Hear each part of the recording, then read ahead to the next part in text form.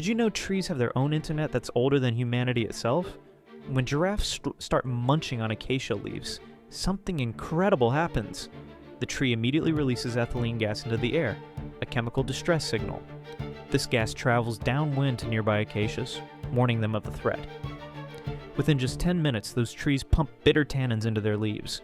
The giraffes move on, forced to find less defended meals elsewhere. This precise chemical communication system evolved millions of years ago.